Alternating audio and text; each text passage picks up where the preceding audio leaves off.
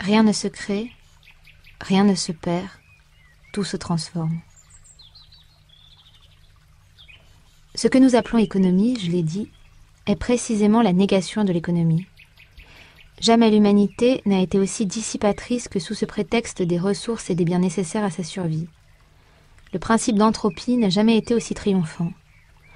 Or, la nature tout entière nous donne une magnifique leçon d'une économie à laquelle elle doit sa pérennité.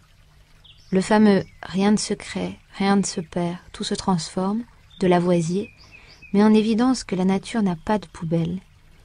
Elle aurait en quelque sorte horreur du gaspillage, même si, dans le même temps, elle nous déconcerte par ses excès de pollen et de spermatozoïdes, dont un nombre très infime intervient dans la fécondation. Une de ces leçons d'économie m'a été donnée par des paysans chez qui j'ai séjourné avec bonheur dans les Cévennes, qu'un regard mal avisé aurait pu tenir pour des avares. Ils avaient simplement une conscience aiguë de la valeur des choses, du fait de l'effort qu'elles nécessitaient, et aussi, semble-t-il, par une sorte de sentiment de leur nature sacrée. Ils disaient les bénédicités autour de la lourde table familiale, et, animés par un sentiment de gratitude, consacraient la précieuse manne d'un signe de croix sur la miche de pain, avant de la rompre pour la partager. Pratique religieuse? Certes, mais pas seulement. J'ai toujours ressenti la filiation qui rattachait cette pratique au sentiment qui, initialement, était partagé par l'ensemble du genre humain.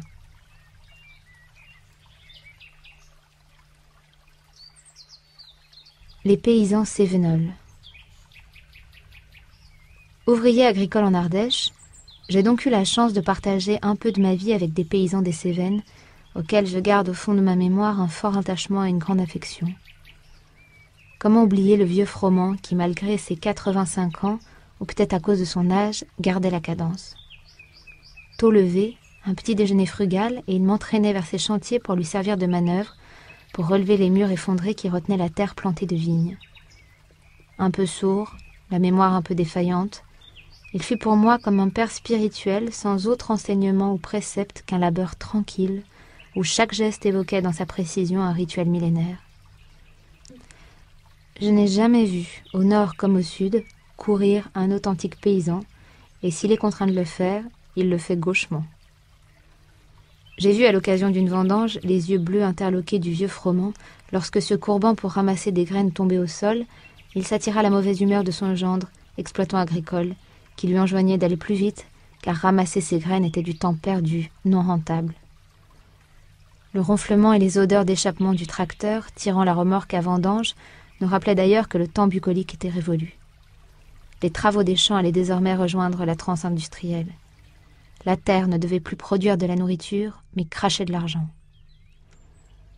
Comment oublier monsieur et madame Dubois et leur petite ferme cévenole, perdue en altitude au flanc d'un vallon profond, où le grondement du torrent, plutôt qu'il ne troublait le silence, lui donnait toute sa profondeur. C'est l'hiver, en ces lieux abruptes, au royaume du châtaignier, où, comme disent les autochtones, les chiens doivent s'asseoir pour aboyer. Le temps ici est comme infini. La maison des Dubois semble clouée sur le roc. Je séjourne dans ces lieux pour aider monsieur Dubois dans son travail. En échange, il m'initie à la vannerie. Tout est simple. Chauffage et cuisine au feu de la cheminée, nourriture traditionnelle naturellement équilibrée, saine, énergétique.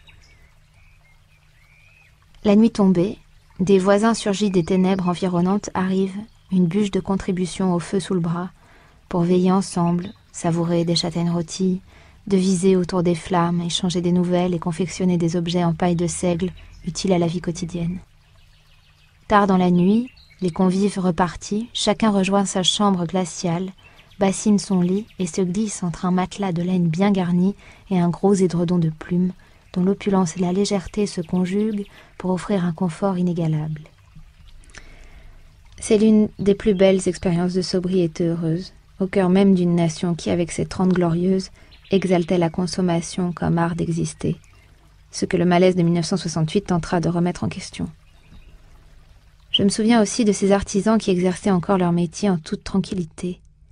Les frères Ducrot, du village voisin de notre ferme, tonneliers et charrons héritiers d'une tradition séculaire qui, équipée de nouvelles machines, étaient devenus, entre tradition et modernité, des menuisiers amoureux, pour sauvegarder leur honneur, du travail bien fait, capables de prouesses grâce à leur extraordinaire habileté.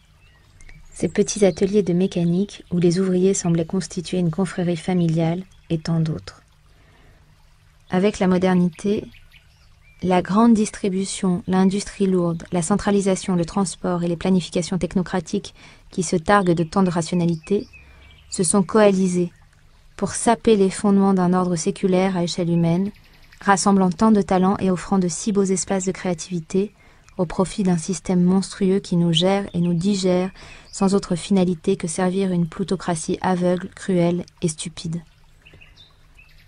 Il est facile pour certains esprits, en invoquant le progrès, de considérer ces évocations comme passéistes.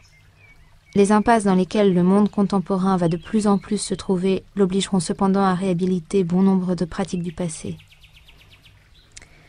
C'est aussi la raison pour laquelle il faut se hâter de préserver sur notre planète tout ce qui est encore à la mesure de l'être humain avant la fin de l'ère pétrolitique.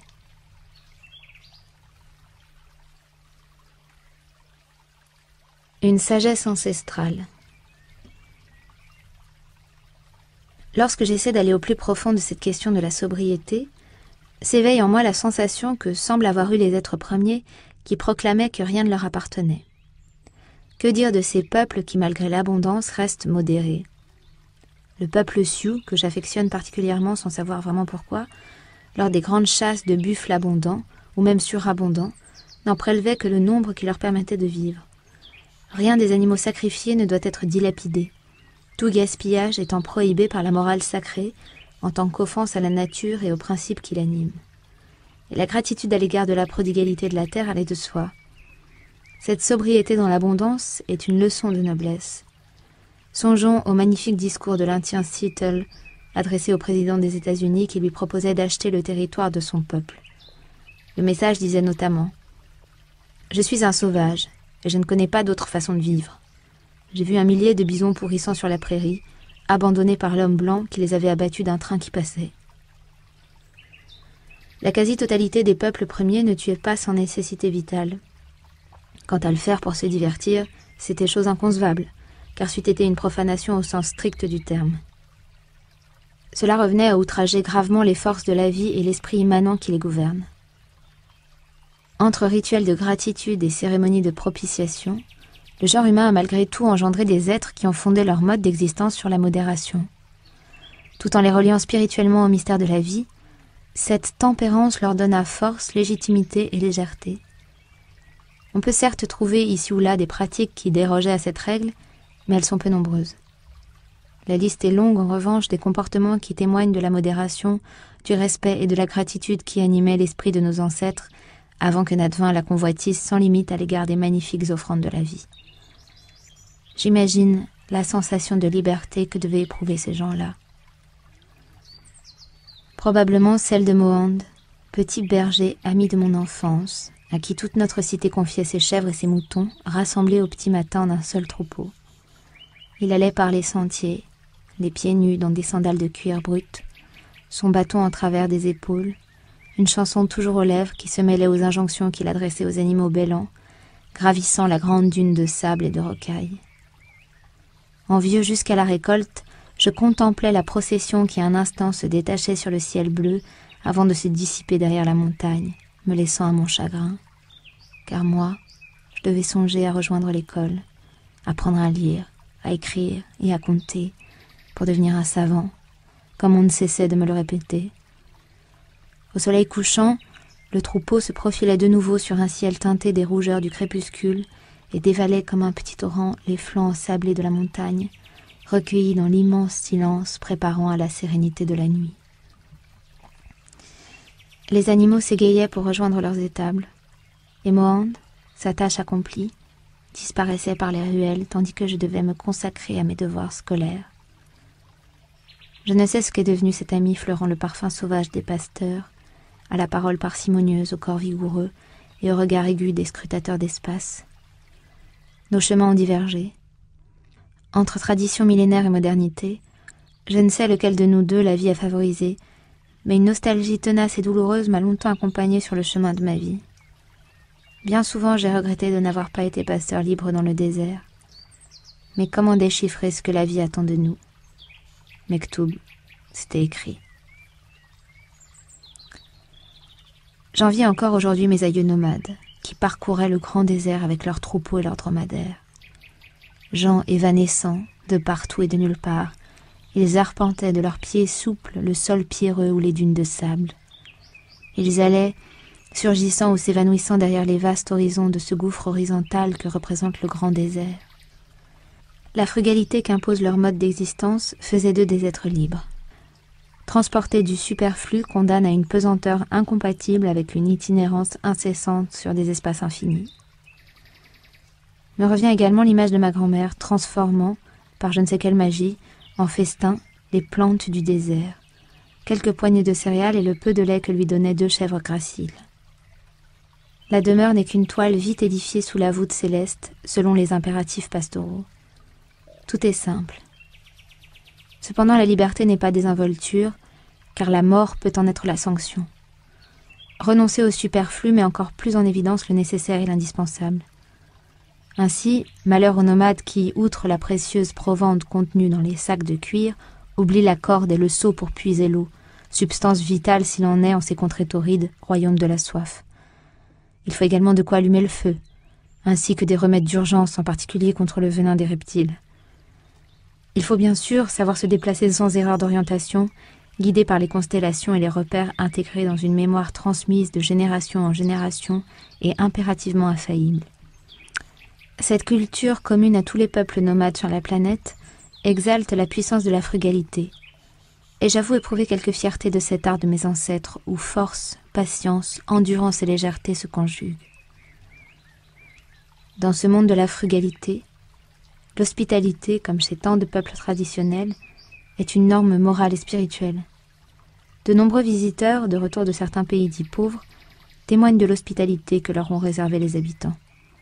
La précarité même de leurs conditions ne semble pas les dispenser à leurs yeux d'une générosité ouverte à l'étranger. Ils ont pour principe que l'abondance accordée à une personne ou à une famille l'est pour être partagée. Dieu donne pour que l'on donne.